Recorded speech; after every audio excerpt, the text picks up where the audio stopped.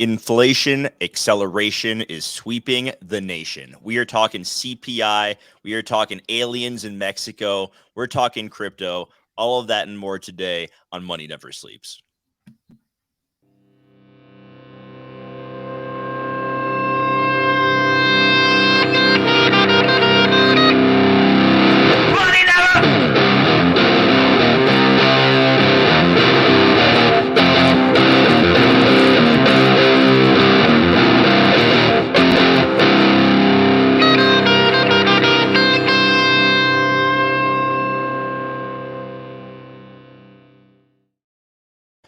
Welcome back, everybody. As we get going today, hit that like button down below, subscribe to our channel. Nothing that Kevin or I say is financial advice. We are not financial advisors.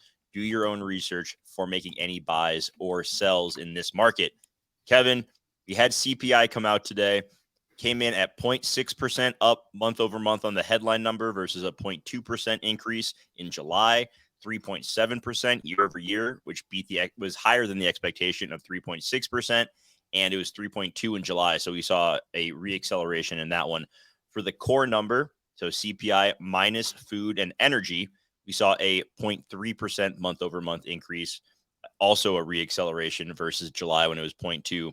Down on the year, 4.3% year over year versus 4.7% in July. So not great. The market doesn't really seem to care. We see that the Fed funds rate probabilities are now sitting at 97% of a skip this month, and they're up to almost 60% of not raising in November. So clearly, no one seems to think that any of this stuff matters. I tend to disagree with them. We'll get into some more of the numbers here in a bit. But with this ridiculous market, what has your attention today? Yeah, man. Fucking again, I'm not surprised by these numbers at all. I think some of the rationale for some of the bullish cases for the market have been more just like me trying to wrap my head around. That's just been like trying to understand what people are saying and then trying to understand these markets because the way they reacted is very lackluster, but also semi kind of bullish. It's really weird. I didn't anticipate markets to react this way at all. I've been keeping an eye on the dollar today because that was one that I thought was going to take a pretty good move up if inflation came in hot. It did, but kind of didn't move at all really. But been keeping an eye on that. The Binance news, which we'll get into in a little bit later, and then some of the bigger news of like banking concerns. I'm seeing Citigroup saying that they're going to announce more layoffs. We also saw that Google is going to be announcing or is going to be laying off more people. So despite whatever the CPI data came back today, it seems like there's still a pretty good bad outlook. I don't know, pretty good bad outlook. That makes no sense. It's not looking great, guys. As the news keeps rolling in, but CPI data is kind of a stupid day in the market, if I'm just being honest. Yeah, I'm looking at the data right now for August as well as year over year. So much of the increase came from the price of energy. We've been talking about that for weeks as oil has been on a steady climb since March from a low of 63 a barrel up to over 90 a barrel for Brent crude. So not surprising in the least bit. We still see that shelter costs are going up. Shelter is now up 7.3% on the 12 month. Transportation services 10.3% on the 12 month. The only thing, there are two things that are down in the core over the last year, and that is used cars and trucks and medical care services. But everything else is still continuing to go up. Most of these are well above the 2% target that the Fed has mandated. And it's just, once again, I don't know, dude. Like, we see how much money people are having to spend just to survive. And it doesn't make me think that we're back in a bull market. I don't know. Maybe you and I are taking crazy pills. I have no clue. Nothing about today's data has changed my perception on this market. I have no desire to put more money into crypto, to put more money into stocks. If anything, I want to just sell some more stuff and sit on more cash.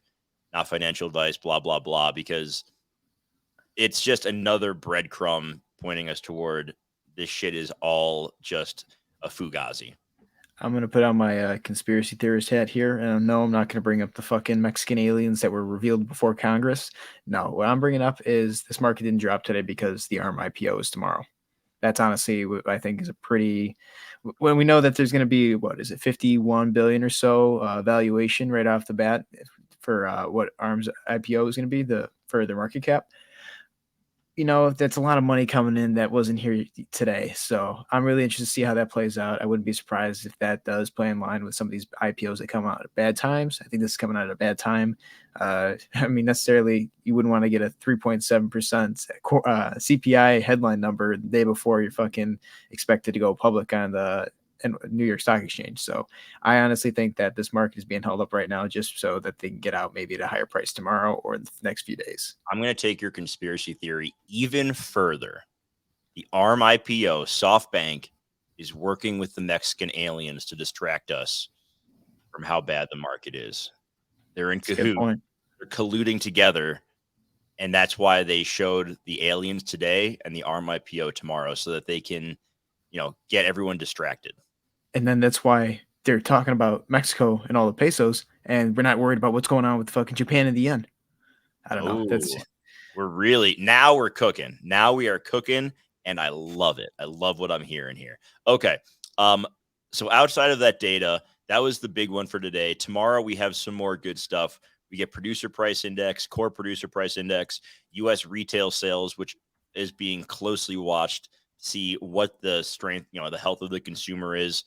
That will have a bigger impact on the market tomorrow than producer price index will, I believe, because if we see that consumers are spending less, that gives us a better idea that, hey, maybe the Fed is going to take their foot off. They're not going to raise this year. Maybe they'll start to pivot earlier next year than anticipated. Who knows? I heard some people today on Bloomberg saying that they still think there's a chance that the Fed cuts rates in December.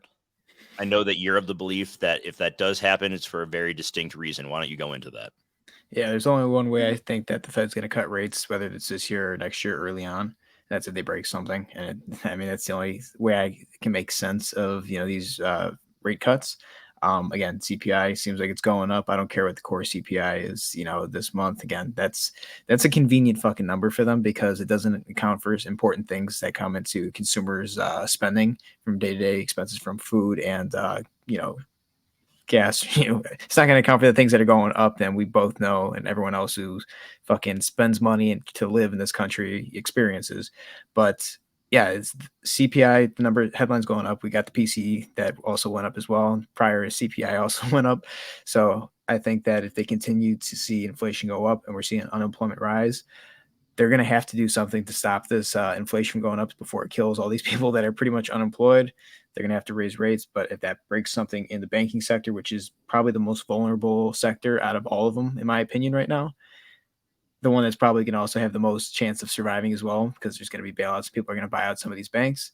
That's likely what's going to happen. And they're going to have to take their foot off the gas and, pull back some of those rates. So, doesn't absolutely collapse like 2008. They're going to try, but I think they're going to be a little too late to make a move at this point. So that's the only way I see that the rate cuts are coming this year or early next year. And I think I did say on a show like maybe about 1 or 2 weeks ago that the Fed is going to cut rates within the next 6 months. And that's because I do believe that there is going to be some type of major catalyst that drives them to force that hand.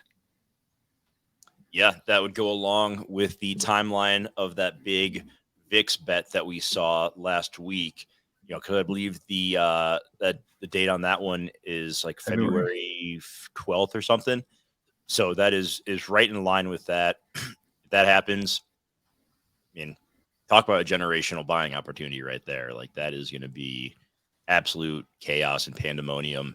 And when you want to have your head on straight and you want to have your ducks in a row so that you can use that as an opportunity, because we may not, hopefully if this happens, which I don't want it to, because that would be very bad for a lot of people.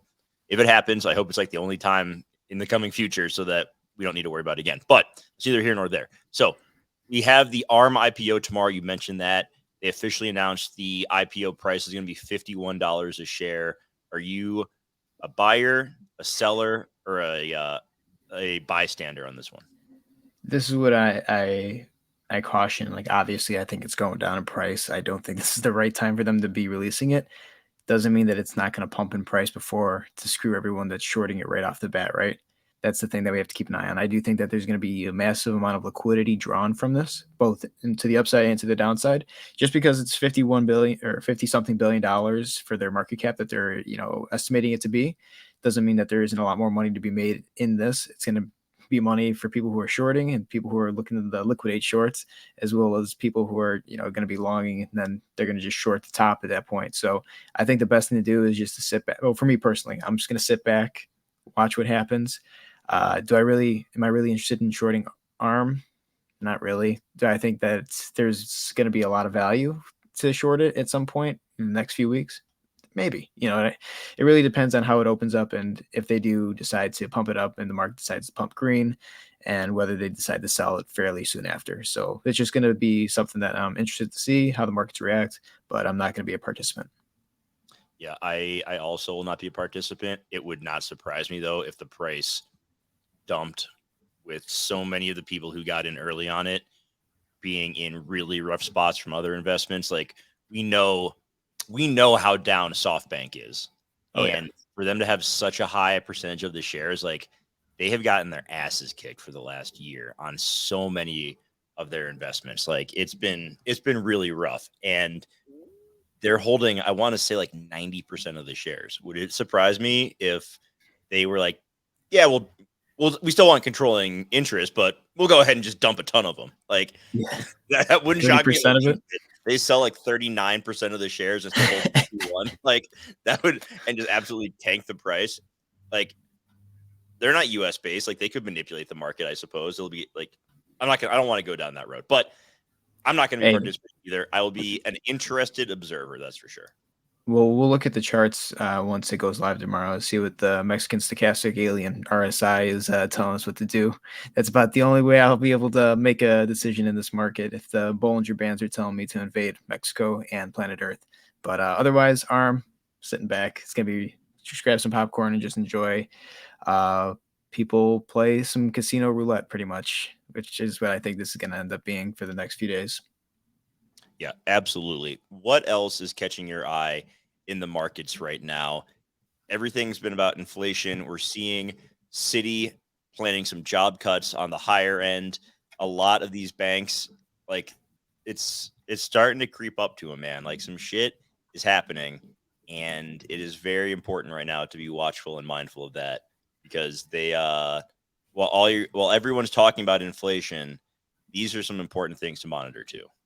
Yeah, 100%. I brought it up yesterday too, that on Bloomberg, I believe it was someone from JP Morgan was talking about how a lot of these banks are still in deep trouble. And again, he brought up FHLB loans, which I have not heard anywhere on any news station in the past few weeks, months, not since probably March of this year, when we got the collapse and we heard about the Bank Term Funding Program.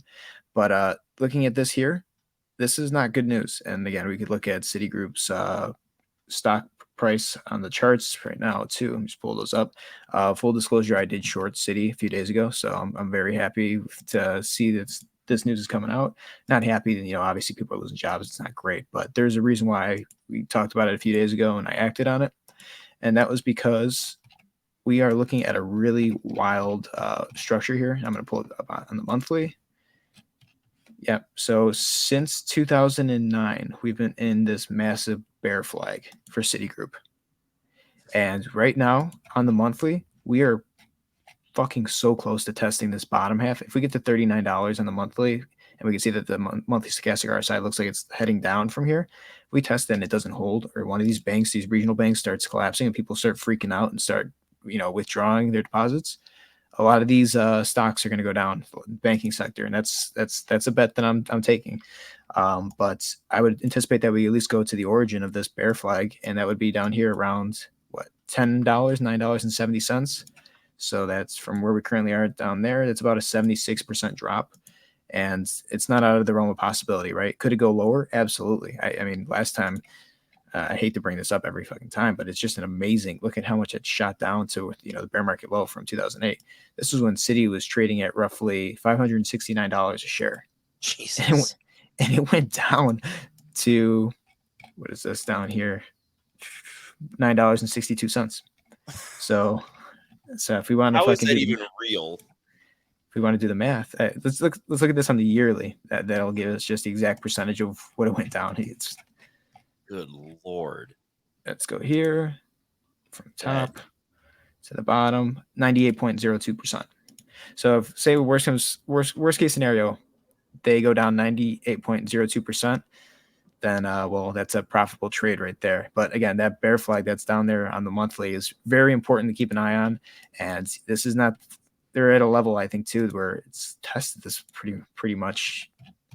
Yeah, we're at like a triple level here. See, this is, we bounced off at this level right here at $40 or so, and we keep bouncing off of it. It's not going to hold every time. I think that the momentum is likely to go down from here and not up, especially with customer deposits continuing to increase. Customer deposits are decreasing, so people are obviously withdrawing more. The withdrawals are increasing, and they're laying off people to keep pretty much the company just running and operating. So they need money. They need liquidity. They had a good amount of their FHLB loans come for short term, so less than a year. It's a bad sign. I'm not saying it's going under, but I definitely think that there is negative price action here, and this news confirms it, just like we saw with Truist Bank and a bunch of these other ones. So keep an eye on the banks. No one's talking about them because everyone's too fucking excited about inflation, Bitcoin, and all this stuff. But there's money to be made here. I'm not going to tell you what to do, but there's definitely opportunity if you are of the belief that things are going to get worse from here. Yeah, it's always interesting when people are under the assumption that, firing people and the reorg is like, okay, it's going to be good for it's less liability, so it's going to be good on the balance sheet, blah, blah, blah. But you still got to run a fucking profitable business. And the people who are left behind, the leadership there still, what leads you to believe that they are capable of running that profitable business if it's been, this kind of a shit show up until this point? So I get in the near term, like, oh, this idea that people have in their heads of like, this is going to be a good buy because it's going to be more profitable, blah, blah, blah. They still got to fucking bring in more deposits. They still have to be profitable. And I don't know, man. I'm not super set on the fact that they can still do that at this point. Yeah, I mean, it's not just them too. It's so many fucking banks, dude. Citigroup was, I think, number 4 on my list for banks with the largest amount of customer deposits over 250K. So they are a whale bank. They have like 68% of their equity short term as FHLB, which is not a good sign. If we want to, comparison, I believe Silicon Valley was 130, First Republic was like 89 or something like that. So these banks and these are all big banks too. So once again, another big bank with a good amount of second to last resort loans, in the short term, needed money to pretty much make sure that they didn't go insolvent at a pretty decent rate, right? And rates were still fucking high back in March. It's something we should be questioning. So I'll leave it at that. But let's look at the dollar because the dollar is really interesting. And then we'll get into the Binance news when we look at the prices of crypto, because that's going to be a huge impact on what we see in the next coming days to weeks. But the dollar did something I did not expect today. And that was it went up and then it went down. And now it is pretty much fucking kind of flat on the day. Right now, it's looking like it's up 0.24% on the day. But as soon as the news came out, we shot up to about 104.954, which is a pretty good move, but we got rejected instantly and we came down. We were trading at like 104.508. And you can see now that we're at 104.790. And the question we have to ask ourselves is, going to go up from here? Yes or no? Well, I don't have an animation here to say that this is a golden cross, but that's a golden cross in the daily, looking at the exponential moving averages, right? So that's a good sign that the dollar is in a pretty good move to the upside. I am seeing a lot of people that are getting bearish on the dollar, along with some other things like commodities too. But this is right here. I think that this is going to be pushing us up, hopefully to that 105.651. Maybe we retrace on the daily. We got some support here on this parallel channel that we broke out of. That's a good thing to see. And I do think that the 50 moving average is going to be pushing up here. So we might find some support on that. And hopefully we have enough where daily stochastic RSI resets and we have enough room to push to the upside. Let's look at the weekly on this real quick. Weekly, we can tell it's extremely overbought. Doesn't mean that we can't stay overbought, because if we look back here from November all the way to January, we stayed oversold for a considerable period of time. And that was when the price was even dropping from September of that year, right? So it's possible that we can stay overbought for a period of time, especially if things start to get worse and we see credit continuing to tighten. The dollar is just going to be, a safe haven for a lot of investors. On the monthly, we can see that it's starting to move to the upside. actually, no, my bad. That was oil I was looking at earlier. But the monthly, there's still room to the upside. So I still believe that even with the September close at the end of the month, this should be relatively low to the point where we could see the dollar continuing to rise into maybe next year, closer to like February, March, where we could just see the dollar stay elevated. Again, there are factors that do impact this. If we do get an economic collapse and they have to cut rates, there's a good chance that the dollar could remain extremely high just because people are panicking. But if they're cutting rates because they have inflation kind of brought down to a level where they're okay with it, whether it's 3% or 2%, I don't care. Even though he says 2% is the terminal rate, I think that we're probably going to see somewhere in the 3% where people might start feeling very confident that inflation's done with. If we do see that, then the dollar is obviously going to dump. Again, we have to talk about treasuries too. We know that Japan and China have reduced their treasuries from over 20% back in 2008 to currently under 8% this year, and they're continuing to reduce their U.S. debt exposure. So that's going to definitely be an impact on the dollar. But for right now, dollar still looks strong to me. It was just really weird to see it not really react to this data today, because this was not necessarily great data that we got. But again, markets across the board are acting kind of off. We're seeing that the major indices are starting to sell off a little bit here. And crypto obviously has been stagnant sideways all day today. So nothing too crazy there. Yeah, I do want to talk about commodities. Is there anything you want to go over or have any questions about or want to take a look at? I'm interested on the dollar next week as it relates to how it performs versus other currencies. Like we have Bank of England with their rate hike decision next week. More and more people are thinking that this is going to be, their July GDP came in negative. So a lot of people are expecting they're only going to have one more rate hike over there. How is the dollar going to perform against the yen? It's just it's an interesting time just to kind of be observing the movement in currencies as these different countries attack the economic problems they have in different ways. So that to me, just as I nerd out around this stuff, is what I'm interested in, over the coming weeks. Definitely. I mean, currencies are going to be really interesting, especially like you said, with their negative GDP growth. Those orange juice futures, baby. I had to bring it up just because we're talking about how core CPI didn't really change, but then we have to realize how important looking at the price of goods and food and oil is going to be to seeing how actually inflation is affecting consumers and people who are not just investors, but consumers in the United States.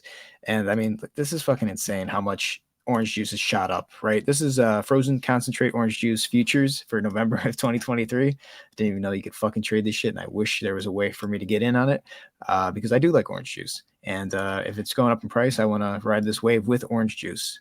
Me and the Mexican aliens agreed on this. But yeah, it's this is really crazy up here. We got rejected a little bit on the daily. It's not much, but we're putting in, I mean, let's go to the monthly. This might be, yeah, this is fucking all-time high territory. I mean, just look at this chart from orange juice futures. So this is from the bottom in November 2021, which is the height of the bull market, right? All the way to where we currently are. Does this not tell you that the fucking market is maybe wrong compared to how the strength of the consumer might be?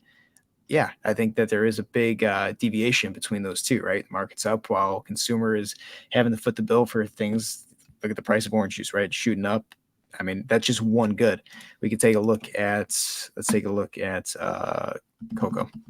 Cocoa has been another thing that's been shooting up again from based off this chart, all-time highs in the commodities chart on the monthly, completely overbought, but it's been again. I just get a chart like that on natural gas so I can just retire. Like, you want natural gas? If I could get a green candle, no, I don't want natural gas. I just want natural gas's price to look like cocoa's right there, so I can just be done with everything and disappear off the face of the earth. Hey, dude, Chipotle. So I'm just letting you know. I got in on a Chipotle trade too, just a little bit. And then the contracts, I was the only person to buy the one contract. So I was like, okay, fuck it. I'll take it. I got it for, I think it was like $270 a piece or something like that. Oh, no, it was $180 a piece. So it wasn't too bad. But yep, I'm sitting on Chipotle going down right now. But yeah, this is cocoa prices are going up. I mean, if we look at, I know corn has been going down recently. Let's see. Yeah, corn's price has been going down. If we look at soybeans, see soybean cash contract, it's still relatively high compared to where it was back in May of 2020. So nothing too crazy there. We know that the price of beef has gone up. We saw that in the CPI data today as well. goods are going up for people to be paying for food and shit like that, and it's not necessarily a bullish indicator. Again, we're anticipating that inflation's going up as unemployment's also going up, and the price of goods are going up. And right now, it seems like the stock market is kind of in this state of I don't know what to do, but let's keep buying because it hasn't crashed yet. And I think that's kind of like the situation that we're sitting on. But I don't like how any of this looks, especially for the consumer. I'm not even talking about the market right now, but we see that commodities are going up, oil is going up, all the things that matter to people everyday life are going up. And I question whether people are going to have the funds to continue to live comfortably, if not even just struggle to get by in the next few months. Okay. Anything on the crypto side you want to look at as we begin to wrap up today? It is, we had the new, I know you're interested in the Binance stuff. I'm also looking at everything with FTX and them getting approval to liquidate $3.4 billion of assets. I feel like that is, it ain't nothing. No, not at all. And it's like, fuck, I just had it earlier. It was like they could liquidate up to 100 million a week or something like that, up to, or it was between 100 and 200 million dollars a week worth of assets that they can liquidate up to. And that's just constant selling pressure. I mean, Yeah, like, I whole, guess I could see, if it's so that's going to be what, 34 weeks that's going to take them to liquidate all of that stuff then. something So, like that. Yeah. is that in line with maybe we do see a pump going into the halving because that's the end of all the sell pressure from all the FTX shit. But I don't think the halving in and of itself is going to cause like some massive pump like the Bitcoin maxis do.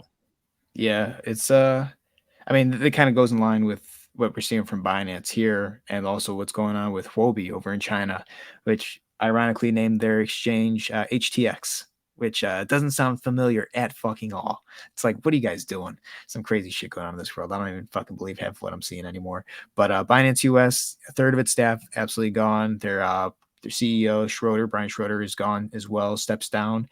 I'm seeing a lot of people who are getting teary eyed for Binance and they're supporting Binance right now. No fucking false idols, guys. Let's be honest here. We have so much data and so much news on them, and we've seen that so many of their other people globally from their company have absolutely just stepped away because they don't want to be involved in any of this shit, right? Again, my issue with Binance is 100% fraud, but it seems like the US has a bigger bone to pick with them, and I think it has to do with terrorism. And if that's the case, I'll just let whatever's going to happen with that happen with that. But after this news tonight, and the US is not necessarily the biggest Binance market, but it's still a huge way for people to get money on and off the exchange, right? It's huge for Binance to do it as well. So, seeing this level of confidence kind of falter in the US kind of reminds me of KuCoin when they said that they were going to KYC. Like, that's just volume that's disappearing. That's revenue that's disappearing. So this is a pretty big fucking deal. And I just see a lot of people that are acting like it's not. And a lot of the reason I think is because the price of BNB hasn't budged since last night when this news broke. So that's not necessarily, I'm very skeptical right here of Binance and their performance and how this is going to impact the entire crypto space, because let's not forget Binance also has some of the largest holdings of Bitcoin, and something bad happens where they have to liquidate a lot of assets, well then guess what, guys, everything's probably going to go down. So let's take a look at Bitcoin real quick, and then we'll take a look at BNB, and then we can call it a day. Nothing too crazy to get into on either of these charts. Bitcoin, we can see that it shot up again. I saw it last night. It seemed like it wanted to hang up and shoot up a little bit more, and anticipating that the market wasn't going to dump instantly once we got the data today. I figured that we probably would push up a little bit closer to those moving averages up there. And, we're seeing a lot of wicks up here. So we're seeing, the price come back down on the daily. It's a pretty good sign that there is selling pressure above here. We're still seeing tons of supply going onto these exchanges, whether it's Bitcoin or Ethereum, onto Coinbase, onto OKX. Haven't seen a lot of money flying on the Binance. So that tells me that people are probably staying away from that exchange for the time being. But looking at Bitcoin here, you can see that we got a bullish engulfing candle. I think this is a scam pump 100% to push the price up, liquidate people, and get out from a higher position. And if that's the case, then yeah, we did that, guys. It went all the way up to 26,561. Wouldn't be surprised if we try and aim for the moving averages. Now, the question is, what does this do for altcoins?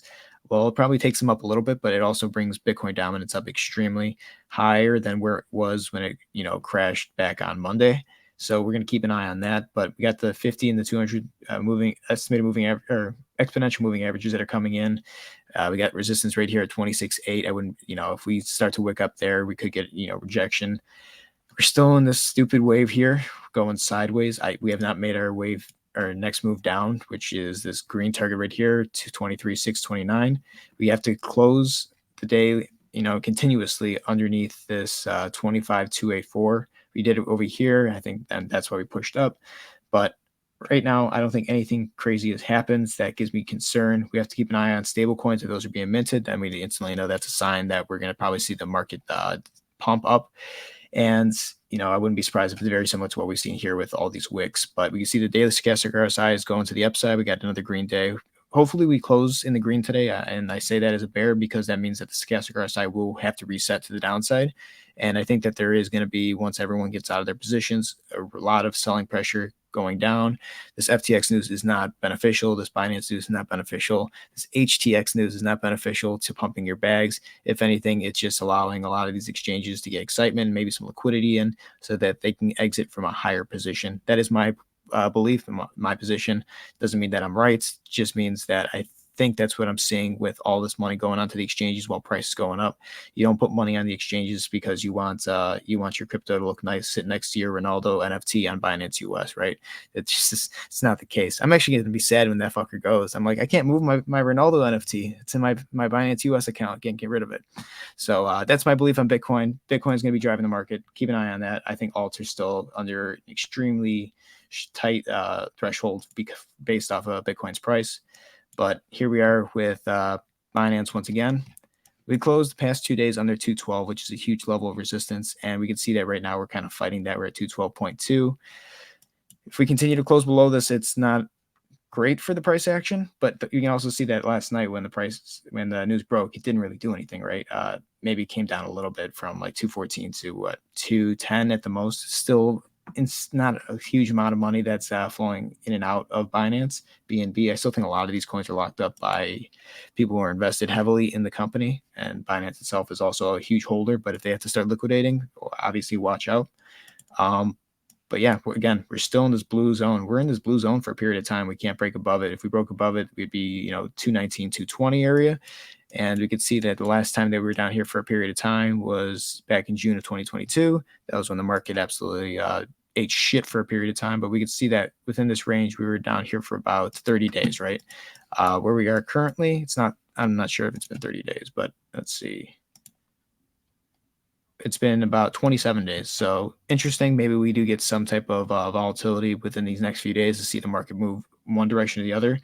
I still believe that, when you have less faith and less volume coming in on your exchanges, you're not going to do well unless you, again, these stable coins mints. That's the one thing that's going to be the giveaway for price to be pushing up. Don't get me wrong. I think a lot of people are also shorting Binance here. I'd be very cautious to be getting in at certain positions because we know that they could liquidate the price real quick, shoot it up, and then it could just absolutely tank down. So I'm personally not moving any of my positions right now. I'm just sitting, waiting to see what happens. But the longer we stay in this blue zone, I think the easier it is for it to find this to become extreme resistance, and then we're going to have to try and find support. Next level of support obviously is at 183. Below that is probably 149, and I'm being very generous with that 149 level, considering when we look at the monthly, how artificial this move was back in 2020, 2021, where the monthly just absolutely shot up like crazy and had no level of support that we retested. So that's what you get when you artificially pump a coin into the bull market, and then when you go to retest resistance that's not there, then you're probably going to go back to where it was before it pumped. So that's what I'm seeing with crypto. Nothing too crazy. I still think that Bitcoin is going to drive the market. The Binance thing is huge though, because Binance does go under and say it liquidates the entire BNB holdings. That's over $30 billion worth of liquidity, absolutely zapped from the market, and that's going to give Bitcoin more dominance over everything else. And if they're holding that much Bitcoin, then likely the Bitcoin price is going to probably tank with high dominance. That could be capitulation event 1 for crypto.